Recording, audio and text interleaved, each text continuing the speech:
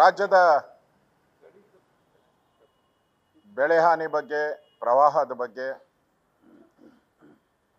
Karnataka BJP ವಿರೋಧ ಪಕ್ಷದ ನಾಯಕನಾಗಿ ನಮ್ಮ ತಂಡ ಪೂರ್ತಿನೂ ನಾವೆಲ್ಲರೂ ಕೂಡ ಬೆಳಗಾವಿ ಮತ್ತು ಬಿಜಾಪುರ ಭಾಗದಲ್ಲಾಗಿರ್ತಕ್ಕಂಥ ಫ್ಲಡ್ಡಿಂದ ಅನಾಹುತ ಏನು ಬೆಳೆ ಹಾನಿ ಆಗಿದೆ, ರಸ್ತೆಗಳು ಹಾಳಾಗಿದೆ, ಜನರು ಮನೆಗಳನ್ನು ಕಳ್ಕೊಂಡಿದ್ದಾರೆ. ಯಾರು ದಸರಾ ಹಬ್ಬ, ನವರಾತ್ರಿ ಹಬ್ಬವನ್ನು ಮನೆಗಳಲ್ಲಿ ಆಚರಣೆ ಮಾಡಬೇಕಾಗಿತ್ತು, ಅವರೆಲ್ಲರೂ ಕೂಡ ಇವತ್ತು ಮನೆಯಲ್ಲಿ ದಸರಾ ಆಚರಣೆ ಮಾಡೋಕ್ಕಾಗದೆ ಬೀದಿಗಳಲ್ಲಿ ನಿಲ್ಲುವಂಥ ಪರಿಸ್ಥಿತಿ ಈ ರಾಜ್ಯ ಸರ್ಕಾರ ನಿರ್ಮಾಣ ಆಗಿದೆ. ಈ ರಾಜ್ಯ ಸರ್ಕಾರ ಒಂದು ರೀತಿ ಕುಂಭಕರ್ಣ ನಿದ್ರೆಯಲ್ಲಿ ಮಲಗೋಗಿದೆ. ಇದಕ್ಕೆ ಮಳೆ ಬರೋದೂ ಗೊತ್ತಾಗಲ್ಲ, ಬಿಸಿಲು ಬರಗಾಲ ಬರೋದು ಗೊತ್ತಾಗಲ್ಲ, ಜನರ ಸಂಕಷ್ಟನೂ ಕೂಡ ಅರಿವಿಗೆ ಬರದೇ ಇರತಕ್ಕಂಥ ದುಷ್ಟ ಸರ್ಕಾರವನ್ನು ನಾವು ಕರ್ನಾಟಕದಲ್ಲಿ ನೋಡ್ತಾ ಇದ್ದೀರಿ. ಸಿದ್ದರಾಮಯ್ಯ ಆ್ಯಂಡ್ ಗ್ಯಾಂಗ್ ಇವರಿಗೆ ಒಂದೇ ಒಂದು ಜ್ಞಾಪಕ ಬರೋದು ಜಾತಿಗಳ ಮಧ್ಯೆ ವೈಮನಸ್ಯ ಮಾಡೋದು, ಧರ್ಮಗಳ ಬಗ್ಗೆ ಬೆಂಕಿ ಹಂಚೋ ಸಿದ್ದರಾಮಯ್ಯ ಇವತ್ತು ಕರ್ನಾಟಕದಲ್ಲಿ ಒಬ್ಬ ಮುಖ್ಯಮಂತ್ರಿಯಾಗಿ ಕಳೆದ 1 ತಿಂಗಳಿಂದನೂ ಕೂಡ ರಾಜ್ಯದಲ್ಲಿ ವಿಪರೀತ ಮಳೆಯಿಂದ ಬೆಟ್ಟ ಕುಸಿತ ಆಗಿದೆ. ಮಲೆನಾಡು ಪ್ರದೇಶದಲ್ಲಿ ನಾನು ಹೋಗಿದ್ದೆ, ಸಕಲೇಶ್ಪುರ, ಹಾಸನ ಆ ಭಾಗದಲ್ಲಿ 1 ತಿಂಗಳಿಂದನೇ ಹೋಗಿದ್ದೆ. ಬೆಟ್ಟ ಕುಸಿತ ಆಗಿ ರಸ್ತೆಗಳೆಲ್ಲ ಹಾಳಾಗಿದೆ, ಮನೆಗಳನ್ನು ಕಳ್ಕೊಂಡಿದ್ದಾರೆ ಅಲ್ಲಿರೋರು. ಮುಖ್ಯಮಂತ್ರಿ ಈಗ ಮೊನ್ನೆ ನಮ್ಮ BJP ತಂಡದ ಘೋಷಣೆ ಆದಮೇಲೆ ನಾವು ಪ್ರವಾಸ ಮಾಡ್ತಾ ಇದ್ದೀರಿ ಅಂತ TP ಹೋದ್ಮೇಲೆ ಎಚ್ಚೆತ್ಕೊಂಡಿದ್ದಾರೆ ಈಗ ಸಿದ್ದರಾಮಯ್ಯ. ಮತ್ತೆ ಅವ್ರದ್ದು ಹಳೆ ಡೈಲಾಗು, ಸೇಮ್ ಡೈಲಾಗು ನೀವು ನೋಡಿ. ಇವತ್ತು ಏನು ಡೈಲಾಗ್ ಹೊಡಿತಾರೋ ಇನ್ನು 5 ವರ್ಷ ಆದರೂ ಅದೇ ಡೈಲಾಗೇ ಹೊಡೆಯೋದು. ಕೇಂದ್ರ ಸರ್ಕಾರ ನೆರವಿಗೆ ಬರಬೇಕು, ಕೇಂದ್ರ ಸರ್ಕಾರ ನಮಗೆ ಸಹಾಯ ಮಾಡಬೇಕು, ಇದು ರೆಗ್ಯುಲರ್ ಡೈಲಾಗು. ನಾನು ಸಿದ್ದರಾಮಯ್ಯನವ್ರು ಕೇಳ್ತಾ ಇದ್ದೀನಿ, ನೀವು ಮೊದಲನೇ ಬಾರಿ ಮುಖ್ಯಮಂತ್ರಿ ಆಗಿದ್ದೀರಾ, ಕಳೆದ 20 ವರ್ಷದಿಂದ ಮಂತ್ರಿಯಾಗಿ ಕೆಲಸ ಮಾಡಿದ್ದೀರಾ. ಒಂದು ಸಾಮಾನ್ಯ ಜ್ಞಾನ ಬೇಕಲ್ಲ ನಿಮಗೆ, ಒಂದು ಕಾಮನ್ ಸೆನ್ಸ್ ಅಂತ ಬೇಕು. ಬೆಳೆ ಹಾನಿ ಏನಾಗಿದೆ ಅದರ ವರದಿ ತಗೊಬೇಕು ಫಸ್ಟು.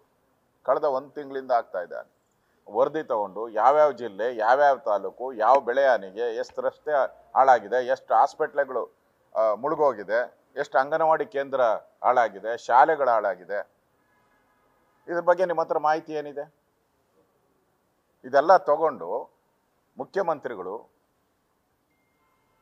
ಕೃಷಿ ಸಚಿವರನ್ನ ಭೇಟಿ ಮಾಡಬೇಕು ಮೊದಲು, ಅದಾದಮೇಲೆ ಗೃಹ ಸಚಿವರನ್ನ ಭೇಟಿ ಮಾಡಿ ನೀವು ಕೂಡಲೇ ಕರ್ನಾಟಕದಲ್ಲಿ ದೊಡ್ಡ ಅನಾಹುತ ಆಗಿದೆ, ಕೂಡಲೇ ಅಲ್ಲಿಗೆ ತಂಡವನ್ನು ಕಳಿಸ್ಕೊಡಿ, ಸಮೀಕ್ಷೆ ಮಾಡಿ ನಮಗೆ ನ್ಯಾಯ ಕೊಡಿ ಅನ್ನೋ ಮಾತು ಹೇಳಬೇಕಾಯ್ತು. ಇದುವರೆಗೂ ಹೇಳಿದಾರ? ಕುಂಭಕರ್ಣ ನಿದ್ದೆಯಲ್ಲಿದ್ದಾರೆ. ಯಾವುದಾದ್ರೂ ಮಂತ್ರಿಗಳು ಕಳೆದ 1 ತಿಂಗಳಿಂದ ಇಡೀ ಒಂದು ತಂಡ ಮಾಡ್ಕೊಂಡು, ಈಗ ನಾವು ತಂಡ ಮಾಡಿ ಹೊರಟಿದ್ದೀರಿ, 2 ತಂಡದಲ್ಲಿ ನಾವು ರಾಜ್ಯ ಅಧ್ಯಕ್ಷರಾದಂಥ ವಿಜಯೇಂದ್ರ ಅವರು ನಾವು ಎಲ್ಲ ಹೊರಟಿದ್ದೀರಿ. ಈ ಥರ ಇಡೀ ರಾಜ್ಯದಲ್ಲಿ ಮುಖ್ಯಮಂತ್ರಿಗಳು ಒಂದು ಸಭೆ ಕರೆದು 1 ತಿಂಗಳು ಮುಂಚೆನೆ ಸಭೆ ಕರೆದು, ನೋಡಪ್ಪ ಈ ಜಿಲ್ಲೆಯಲ್ಲಿ ನೀವೇ ರೆಸ್ಪಾನ್ಸಿಬಿಲಿಟಿ, ಏನಾದರೂ ತೊಂದರೆ ಆದರೆ ನಿಮ್ಮನ್ನೇ ಟಾರ್ಗೆಟ್ ಮಾಡ್ತೀನಿ ಅಂತೇಳಿ ಮಂತ್ರಿಗಳಿಗೆ ಟಾಸ್ಕ್ ಕೊಟ್ಟು ಕಳಿಸಿದರೆ ಈ ಅನಾಹುತಗಳಾಗ್ತಾನೆ ಇರಲಿಲ್ಲ. ಮುಖ್ಯಮಂತ್ರಿನೂ ಬೇಜವಾಬ್ದಾರಿ, ನಾನು ಇನ್ನು 5 ವರ್ಷ ಮುಖ್ಯಮಂತ್ರಿ, 2 ವರ್ಷ ಮುಖ್ಯಮಂತ್ರಿ, 6 ತಿಂಗಳು, 3 ತಿಂಗಳು, 3 ದಿನ ಇದೇ ಹೇಳ್ತಾ ಇದ್ದಾರೆ ಹೊರತು ಮುಖ್ಯಮಂತ್ರಿ ಬೆಳೆ ಬಗ್ಗೆ ಏನು ಮಾತಾಡ್ತಾನೆ ಇಲ್ಲ. ಎಷ್ಟು ವರದಿ ಬಂದಿದೆ, ಎಷ್ಟು ಬೆಳೆ ಹಾನಿ ಆಗಿದೆ, 10,000 ಹೆಕ್ಟೇರ್ ಅಂತ ಮುಖ್ಯಮಂತ್ರಿಗಳು ಹೇಳ್ತಾ ಇದ್ದಾರೆ. ಅದೂ ಸುಳ್ಳೆ, ಅಪ್ಪಟ ಸುಳ್ಳು. ಅದಕ್ಕಿಂತ ಜಾಸ್ತಿ ಆಗಿದೆ ಇಡೀ ಕರ್ನಾಟಕದಲ್ಲಿ. ಇದುವರೆಗೂ ಮನೆಗಳೆಷ್ಟು ಬಿದ್ದಿದೆ ಮುಖ್ಯಮಂತ್ರಿಗಳ ಬಾಯಲ್ಲಿ ಇದುವರೆಗೂ ಬಂದೇ ಇಲ್ಲ. ಮಾಧ್ಯಮದಲ್ಲಿ ಬರ್ತಾ ಇದೆ, ಹಬ್ಬ ಆಚರಣೆ ಮಾಡೋಕ್ಕಾಗದೆ ಬೀದಿಯಲ್ಲಿದ್ದಾರೆ ಅಂತ ಹೇಳ್ತಾ ಇದ್ದಾರೆ. ಆದರೆ ಮುಖ್ಯಮಂತ್ರಿ ಆರಾಮ್ಸೆ ಮೈಸೂರಲ್ಲಿ ದಸರಾ ಉದ್ಘಾಟನೆಯನ್ನು ಮಾಡಿ ಸಂತೋಷ ಕೂಟದಲ್ಲಿ ಭಾಗಿಯಾಗಿ ನಾನೇ ಮುಖ್ಯಮಂತ್ರಿ ಅಂತ ಒಂದು ಕಡೆ ಅವ್ರು ಹೇಳೋದು, ಇನ್ನೊಂದು ಕಡೆ ಆ ಕಾಂಗ್ರೆಸ್ ಪಾರ್ಟಿ MLAಗಳೆಲ್ಲ ಯಾವಾಗ ಇಳಿತೀಯಪ್ಪ ಮುಖ್ಯಮಂತ್ರಿ, ಯಾವಾಗ ಇಳಿತೀಯ ಸಿದ್ದರಾಮಯ್ಯ ಅಂತ ರಂಗನಾಥ್ ಇಂದ ಹಿಡಿದು ಶಿವರಾಮೇಗೌಡರಿಂದ ಗೌಡರಿಂದ ಹಿಡಿದು ಎಲ್ಲರೂ ಯಾವಾಗ ಇಳಿತೀಯ ಮುಖ್ಯಮಂತ್ರಿ, ಯಾವಾಗ ಡಿ ಕೆ ಶಿವಕುಮಾರ್ ಅಧಿಕಾರ ಹಸ್ತಾಂತರ ಮಾಡ್ತೀಯ ಅಂತ ಇದು ನಡೀತಾ ಇರುವಂಥದ್ದು. ಇವ್ರಿಗೆ ಕಾಮನ್ ಸೆನ್ಸ್ ಇದ್ದಿದ್ರೆ, ಜವಾಬ್ದಾರಿ ಅನ್ನೋದಿದ್ದಿದ್ರೆ ಸಮರೋಪಾದಿಯಲ್ಲಿ ಎಲ್ಲೆಲ್ಲಿ ಅನಾಹುತಗಳಾಗಿದೆ ಅಲ್ಲಿ ಹೋಗ್ಬೇಕಾಗಿತ್ತು. ಅದನ್ನು ಮಾಡದೆ ಇವತ್ತು ರಾಜ್ಯ ಸರ್ಕಾರ ಒಂದು ರೀತಿ ಜನರ ಪಾಲಿಗೆ ಸತ್ತಂಥ ಸರ್ಕಾರ, ಇವತ್ತು ಸತ್ತೋಗಿದೆ ಸರ್ಕಾರ, ಬದುಕಿಲ್ಲ ಸರ್ಕಾರ. ಬಿರಿ ಅಧಿಕಾರದ ಜಂಜಾಟದಲ್ಲಿ ಯಾರು ಮುಖ್ಯಮಂತ್ರಿ ನೋಡಿ, 2.5 ವರ್ಷದಲ್ಲಿ ನೀವು, ನಾನು ಹೇಳ್ತೀನಿ, ಒಂದು ತಿಂಗಳು, ಯಾವುದಾದ್ರೂ ಒಂದು ತಿಂಗಳು ಪತ್ರಿಕೆಯಲ್ಲಿ, ಎಲೆಕ್ಟ್ರಾನಿಕ್ ಮೀಡಿಯಾದಲ್ಲಿ ಒಂದೇ ಒಂದು ತಿಂಗಳು ಸಿದ್ದರಾಮಯ್ಯನೇ ಮುಖ್ಯಮಂತ್ರಿ ಅಂತ ಎಲ್ಲಾದರೂ ಬಂದಿದೆಯಾ? ಪ್ರಾರಂಭದಿಂದ ಇವತ್ತುವರೆಗೂ ಕೂಡ ಮುಖ್ಯಮಂತ್ರಿ ಬದಲಾವಣೆ, ಡಿ ಕೆ ಶಿವಕುಮಾರ್ ಮುಖ್ಯಮಂತ್ರಿ, ಪರಮೇಶ್ವರ್ ಮುಖ್ಯಮಂತ್ರಿ, ಜಾರಕಿಹೊಳಿ ಮುಖ್ಯಮಂತ್ರಿ. ಇದೊಂದು ಸರ್ಕಾರ ಅಂತಾರ? ಇದು ತೊಗಲಕ್ ಸರ್ಕಾರ, ಇದೊಂದು ತೊಗಲಕ್ ಸರ್ಕಾರ. ಇಂಥ ಒಂದು ನೀಚ ಸರ್ಕಾರವನ್ನು ಕರ್ನಾಟಕದ ಇತಿಹಾಸದಲ್ಲಿ ಯಾವತ್ತೂ ನೋಡೋಕ್ಕೆ ಸಾಧ್ಯನೇ ಇಲ್ಲ. ಅಷ್ಟು ಕೆಟ್ಟ ಸರ್ಕಾರ. ಈಗ ಕಾಂಟ್ರಾಕ್ಟರ್ ಅಸೋಸಿಯೇಷನ್ನು ಪತ್ರ ಬರೆದಿದ್ದಾರೆ. ಇದು BJP ಕಾಲದಲ್ಲಿ ಏನಿತ್ತು ಅದಕ್ಕಿಂತ ದುಪ್ಪಟ್ಟು ಅಂದ್ರೆ ಏನು? ದುಪ್ಪಟ್ಟು, ಡಬಲ್ ಅಂದರೆ 40% ನಮ್ಮ ಮೇಲೆ ಹೇಳಿದ್ರು, ಅದು ಪ್ರೂವ್ ಆಗಲಿಲ್ಲ. ಲೋಕಾಯುಕ್ತ ಕ್ಲೀನ್ ಚೀಟ್ ಕೊಟ್ಟಿದ್ದಾರೆ, ಕೋರ್ಟಲ್ಲಿ ಎವಿಡೆನ್ಸ್ ಕೊಡ್ತಾ ಇಲ್ಲ. 40 ಅಂತ ಹೇಳಿದ್ರು, ಇದು 80% ಸರ್ಕಾರ. ಈಗ ಕಾಂಟ್ರಾಕ್ಟರ್ ಅಸೋಸಿಯೇಷನ್ ಹೇಳಿದ್ದಾರೆ, ಪತ್ರ ಬರೆದಿದ್ದಾರೆ, ಅಫಿಷಿಯಲ್ ಲೆಟರ್. 80% ಲೂಟಿ ಹೊಡ್ಕೊಂಡು ನೆಕ್ಸ್ಟ್ ಗ್ಯಾರಂಟಿ ನಾವು ಬರಲ್ಲ, ಇನ್ನಿರೋದು 2 ವರ್ಷ, 2 ವರ್ಷದಲ್ಲಿ ಎಷ್ಟು ಲೂಟಿ ಮಾಡೋಕ್ಕೆ ಸಾಧ್ಯನೋ ಅಷ್ಟು ಲೂಟಿ ಮಾಡ್ಕೊಂಡು ಹೋಗ್ಬೇಕು ಅಂತ ಎಲ್ಲರೂ ಒಂಥರ ಬಕಪಕ್ಷಿಗಳಂತೆ ಕಾದ್ಕೊಂಡು ಕೂತಿದ್ದಾರೆ. ಎಲ್ಲ ಮಂತ್ರಿಗಳು, ಮುಖ್ಯಮಂತ್ರಿಗಳು ಲೂಟಿ ಮಾಡೋದು ಬಿಟ್ಟು ಈ ಸರ್ಕಾರದ ಅಜೆಂಡಾ ಏನೂ ಇಲ್ಲ. ಜನರ ಪಾಲಿಗೆ ಸತ್ತೋಗಿದೆ. ಆ ದೃಷ್ಟಿಯಿಂದ ನಾವು ಈಗ ಭೇಟಿ ಮಾಡ್ತಾ ಇದ್ದೀರಿ.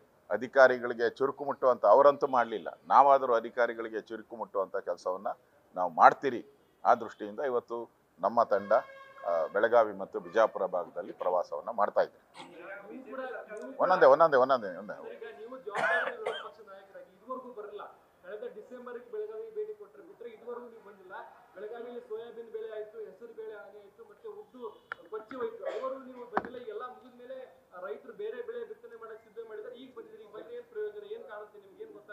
ನಾನು ಈಗಾಗಲೇ 1 ತಿಂಗಳಿಂದನೇ ಪ್ರವಾಸ ಮಾಡಿದ್ದೀನಿ. ನಾನು ಒಂದೇ ನಿಮಿಷ ನೀ ಕೇಳಾಯ್ತಲ್ಲ ಅವರು, ನಾನು ಹೇಳ್ತೀನಿ. ಈಗಾಗಲೇ ನಾನು ಒಂದೊಂದೇ ಪ್ರವಾಸ, ಮಲೆನಾಡು ಪ್ರವಾಸ ಮಾಡಿದ್ದೀನಿ. ನಾನು ಅಲ್ಲಿ ಹೋಗಿ ಭೇಟಿ ಮಾಡಿದ್ದೀನಿ. ಯಾರು ಹೋಗಿದ್ದಾರೆ ರಾಜ್ಯ ಸರ್ಕಾರದಿಂದ ಹೇಳಿ? ಅಲ್ಲಿ ಲ್ಯಾಂಡ್ ಎಲ್ಲ ಭೂಕುಸಿತ ಆಗಿ ಬೆಟ್ಟಗಳೆಲ್ಲ ಕುಸಿದೋಗಿತ್ತು. ನಾವು ಹೋಗಿದ್ದೀನಿ, ಅಲ್ಲಿ ಭೇಟಿ ಮಾಡಿ ಬಂದಿದ್ದೀನಿ 1 ತಿಂಗಳಿಂದನೇ. ಬೇಕಾದರೆ ಹೋಗಿದ್ದೀನಿ. ಅವರೆಲ್ಲಿ ಹೋಗಿದ್ದಾರೆ? ಲ್ಯಾಂಡ್ ಕುಸಿತ ಆಗಿತ್ತು, ಅದಕ್ಕೆ ಅಲ್ಲಿ ಹೋಗ್ಬೇಕಾಗಿತ್ತು, ಅರ್ಜೆಂಟ್ ಇತ್ತು, ಅದಕ್ಕೋಸ್ಕರ ಅಲ್ಲಿ ಹೋಗಿದ್ದೀನಿ. ಇವತ್ತು ನಮ್ಮ ರಾಜ್ಯಾಧ್ಯಕ್ಷರು ಗುಲ್ಬರ್ಗಾ ಕಡೆ ಹೋಗಿದ್ದಾರೆ, ನಾನು ಬಂದಿದ್ದೀನಿ. ಇದರಲ್ಲಿ ನಾವು ಶುರು ಮಾಡಿದ್ದೀರಿ, 1 ತಿಂಗಳಿಂದನೇ ಶುರು ಮಾಡಿದ್ದೀರಿ ಎಲ್ಲ ಕಡೆ ಪ್ರವಾಸ.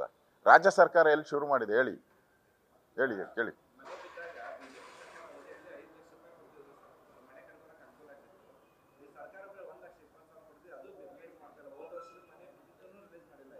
ನೋಡಿ, ಆಗ ಬೊಮ್ಮಾಯಿಯವರು, ಯಡಿಯೂರಪ್ಪನವರು ಮುಖ್ಯಮಂತ್ರಿ ಆಗಿದ್ದರು. ನಾನು ರೆವಿನ್ಯೂ ಮಿನಿಸ್ಟರ್ ಆಗಿದ್ದೆ. ನಾನೇ ಪ್ರಪೋಸಲ್ ತೊಗೊಂಡೋದೆ, ನಾವು 3 ಲಕ್ಷ ಕೊಡಬೇಕು ಮನೆಗೆ ಅಂತಂದರೆ.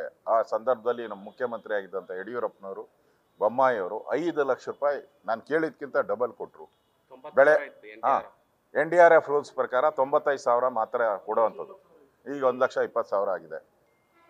ಅದಕ್ಕಿಂತ 4 ಪಟ್ಟು ಜಾಸ್ತಿ ಕೊಟ್ಟಿದೆ. ಮನೆ ಬಿದ್ದಿದ್ದಕ್ಕೆ ಬೆಳೆ ಪರಿಹಾರ ಡಬಲ್ ಕೊಟ್ಟಿದ್ದೀರಿ. ಡಬಲ್ ಕೊಟ್ಟಿದ್ದೀರಿ ನಾವು. ನೀರಾವರಿಗೆ ಬೆಳೆಗೂ ಡಬಲ್ 25,000 ಕೊಟ್ಟಿದ್ದೀರಿ ನಾವು. ನೀರಾವರಿ ಬೆಳೆ ಹಾನಿ ಆದಾಗ ಮನೆ ಬಾಗಿಲಿಗೆ ನೀರು ಎಂಟ್ರಿ ಆದರೆ ಸಾಕು, 24 ಗಂಟೆಯಲ್ಲಿ ಕೊಟ್ಟಿದ್ದೀನಿ ನಾನು. 24 hours 24 ಗಂಟೆಯಲ್ಲಿ 10,000 ಕೊಟ್ಟಿದ್ದೀನಿ. ಆಮೇಲೆ ಪ್ರತಿ ಮನೆಗೂ ಆಹಾರ ಕಿಟ್ ಕೊಟ್ಟಿದ್ದೀನಿ ನಾನು. ಆಹಾರ ಕಿಟ್ಟು ಅಂದರೆ ಅದರಲ್ಲಿ ಅಕ್ಕಿ, ಜೋಳ ಕೊಟ್ಟಿದ್ದೀರಿ. ಈ ಥರ ನಾವು ಇಮಿಡಿಯೇಟ್ ಆಗಿ ಹಣವನ್ನು ಬಿಡುಗಡೆ ಮಾಡಿದ್ದೀವಿ. ನಾವು ಕೇಂದ್ರ ಸರ್ಕಾರನ ನೋಡಿಲ್ಲ, ಕೇಂದ್ರ ಸರ್ಕಾರದ ಕಡೆ ಮುಖ ಮಾಡಿಲ್ಲ. ನಾವು ಫಸ್ಟ್ ರಿಲೀಸ್ ಮಾಡಿ ಆಮೇಲೆ ಕೇಂದ್ರ ಸರ್ಕಾರದಿಂದ ಪರಿಹಾರ ತೊಗೊಂಡಿದ್ದೀವಿ. ಕೇಂದ್ರ ಸರ್ಕಾರ ಟೀಮ್ ಬಂದು ನೋಡಿ ಪರಿಹಾರ ಕೊಟ್ಟಿದ್ದಾರೆ. ನೀವು ಆ ಥರ ಎಲ್ಲಿ ಮಾಡಿದ್ದೀರ ಹೇಳಿ? ಇವಾಗ ಏನು ಹೇಳ್ತಾ ಇದ್ದಾರೆ, ಸಮೀಕ್ಷೆ ಬರಬೇಕಂತೆ. ಈಗ ಸಮೀಕ್ಷೆ ಮಾಡೋದು ಯಾವಾಗ? ಇನ್ನು 6 ತಿಂಗಳು ಬೇಕಾ ಸಮೀಕ್ಷೆ? ವರ್ಷ ಬೇಕಾ ನಿಮ್ಗೆ ಸಮೀಕ್ಷೆ ಮಾಡಿ? ಎಲ್ಲ ಈಗ ಎಲ್ಲ ಇದು ಜಾತಿ ಗಣತಿಯಲ್ಲಿ ತುಂಬ ಹುಟ್ಟಿದಾರಲ್ಲ ಎಲ್ಲರ ಮನೆ ಬಾಗಲ್ ತಟ್ಕೊಂಡು ಕೂತಿದಾರಲ್ಲ. ಅಧಿಕಾರಿಗಳು ಎಲ್ಲಿದ್ದಾರೆ ಮಾಡಕ್ಕೆ? ಎಲ್ಲ ಡಿ ಸಿಗಳು ಅದರಲ್ಲೇ ಬಿಸಿ ಆಗಿದ್ದಾರೆ, ಎಲ್ಲ ಎ ಸಿಗಳು.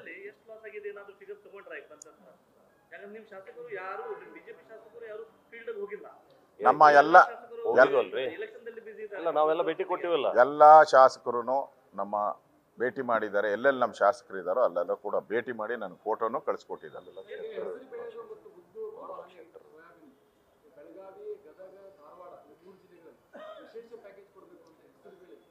ಕೊಡಬೇಕು, 100% ಕೊಡಬೇಕು, ಡೌಟೇ ಇಲ್ಲ.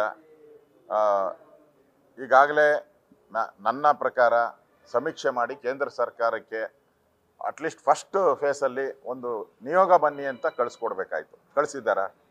ಕಳಿಸೇ ಇಲ್ಲ. ನಾವಿದ್ದಾಗ ಬೆಳೆ ಹಾನಿ ಆದ ತಕ್ಷಣ ಇಮಿಡಿಯೇಟ್ ಕೇಂದ್ರ ಸರ್ಕಾರಕ್ಕೆ ನಾವು ವಿನಂತಿ ಮಾಡ್ತಾ ಇದ್ರಿ, ಹೋಗಿ ಭೇಟಿ ಮಾಡ್ತಾ ಇದ್ರಿ, ಮಾತಾಡ್ತಾ ಇದ್ರಿ.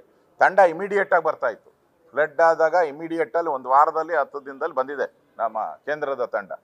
ಇವ್ರದ್ದು 1 ತಿಂಗಳಾಗಿದೆ. ಒಬ್ಬರು ಹೋಗಿ ಯಾರು ಭೇಟಿ ಮಾಡಿದ್ದಾರೆ ಹೇಳಿ?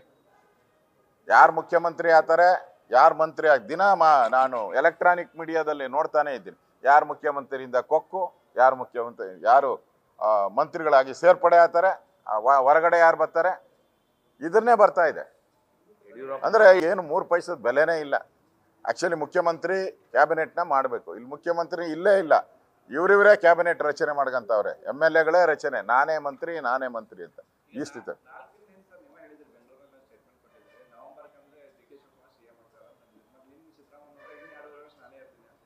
ನಾನು ಡಿ ಕೆ ಶಿವಕುಮಾರ್ ಆತಾರೆ ಅಂತ ಹೇಳಿಲ್ಲ. ನವೆಂಬರಲ್ಲಿ ಕ್ರಾಂತಿ ಆಗ್ತದೆ, ಸಿದ್ದರಾಮಯ್ಯ ಔಟ್ ಗೋಯಿಂಗ್ CM ಅಂತ ಹೇಳಿದ್ದೀನಿ. ಇವತ್ತು ಅದಕ್ಕೆ ನಾನು ಬದ್ಧತೆ ಇದ್ದೀನಿ. ಇವತ್ತು ನವೆಂಬರ್ ಡಿಸೆಂಬರ್ ಒಳಗಡೆ, ಈ ವರ್ಷದ ಒಳಗಡೆ ನವೆಂಬರಲ್ಲಿ ಕ್ರಾಂತಿ ಆಗ್ತದೆ. ಈ ಕ್ರಾಂತಿ ಅಂತೇಳಿ ಒಬ್ಬರು ಮಂತ್ರಿ ಮನೆಗೆ ಹೋಗಿದ್ದಾರೆ. ಯಾರು? ರಾಜಣ್ಣ ಅವರು ಮನೆಗೆ ಹೋಗಿದ್ದಾರೆ. ಮಂತ್ರಿ ಅವರು ಕ್ರಾಂತಿ ಅಂತ ಹೇಳಿ ಮನೆಗೆ ಹೋಗಿದ್ದಾರೆ. ಸೊ 100% ಡೌಟೇ ಇಲ್ಲ. ಒಪ್ಪಂದ ಆಗಿರೋದು 100% ನಿಜ.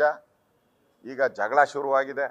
ಸಿದ್ದರಾಮಯ್ಯ ಬಿಟ್ಕೊಡಲ್ಲ. ಅಧಿಕಾರ ಒಂದ್ಸರಿ ಸಿಕ್ಕಿದ್ರೆ ಬಿಟ್ಕೊಡೋ ಜಾಯಮಾನ ಸಿದ್ದರಾಮಯ್ಯನವ್ರದ್ದು ಅಲ್ಲೇ ಅಲ್ಲ. ಅವ್ರು ಬಿಟ್ಕೊಡಲ್ಲ. ಡಿ ಕೆ ಶಿವಕುಮಾರ್ ಬಿಡಲ್ಲ.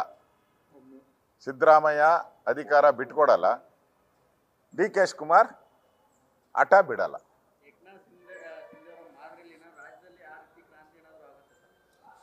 ಏಕನಾಥ್ ಶಿಂದೆ ಆಗ್ತೈತೋ ದೋನಾಥ್ ಶಿಂದೆ ಆಗ್ತೈತೋ ಗೊತ್ತಿಲ್ಲ ನನಗೆ. ಒಟ್ಟಲ್ಲಿ ಕ್ರಾಂತಿ ಅಂತೂ ಆಗುತ್ತೆ. ಆದರೆ ನಾವು ಈ ಕಳೆದ ಬಾರಿ ಆಯ್ತಲ್ಲ, ಆ ಥರದ್ದು ಯಾವುದೇ ಸರ್ಕಾರನ ಮಾಡೋ ಅಂಥ ಇಚ್ಛೆ ನಮಗಿಲ್ಲ. ನಾವು ಮತ್ತೆ ಚುನಾವಣೆಗೆ ಹೋಗುವಂಥ ತಯಾರಿನ ಮಾಡ್ತೀರಿ. ಈಗಾಗಲೇ ರಾಜ್ಯ ಜನಗಳ ಪರವಾಗಿ ಈ ಸರ್ಕಾರ ಸತ್ತೋಗಿದೆ. ಏನು ಅಭಿವೃದ್ಧಿ ಆಗ್ತಾ ಇಲ್ಲ. ಅವರ ಪಾರ್ಟಿ MLAಗಳು ಹೇಳ್ತಾ ಇದ್ದಾರೆ, ಒಂದು ಇಡೀ ಮಣ್ಣಾಕಿಲ್ಲ ರಸ್ತೆಗಳಲ್ಲಿ ಅಂತ. ಕಲಬುರ್ಗಿ ನಮ್ಮ ಪಾಟೀಲ್ ಅವ್ರು ಹೇಳ್ತಾ ಇದ್ದಾರೆ. ದಾವಣಗೆರೆ MLA ಹೇಳ್ತಾ ಇದ್ದಾರೆ. ಬೇಕಾದಷ್ಟು ಜನ MLAಗಳು ನಮ್ಗೆ ಅನುದಾನನೇ ಬಂದಿಲ್ಲ ಅಂತ ಹೇಳ್ತಾರೆ. ಇಡೀ ಕರ್ನಾಟಕದಲ್ಲಿ ಬ್ಯಾಟ್ರಿ ಹಾಕ್ಕೊಂಡು ಹುಡುಕ್ಬೇಕು ಎಲ್ಲ ಹಳ್ಳ ಬಿದ್ದಿರೋ ರಸ್ತೆಗಳನ್ನು ಇಡೀ ಕರ್ನಾಟಕದಲ್ಲಿ ನಾವು ನೋಡ್ತಾ ಇದ್ದೀವಿ. ಇಡೀ ಕರ್ನಾಟಕ. ಬೆಂಗಳೂರಂತೂ ನೀವು ಬಹುಮಾನ ಕೊಡ್ಬೋದು. ಯಾವುದಾದ್ರೂ ರಸ್ತೆಯಲ್ಲಿ ಹಳ್ಳ ಇಲ್ದಿರೋ ರಸ್ತೆ ತೋರಿಸಿದ್ರೆ ಅವ್ರಿಗೆ ನೋಬೆಲ್ ಪ್ರಶಸ್ತಿ ಕೊಡ್ಬೋದು. ಅಷ್ಟು ಹಳ್ಳ ಬಿದ್ದೋಗಿದೆ. ಈ ಪರಿಸ್ಥಿತಿ ಇದೆ. ಓಕೆ, ಸರಿ, ಸಂಜೆ ಬೇರೆ ಪ್ರೆಸ್ ಮೀಟ್ ಹೊರಡ್ತೇವೆ.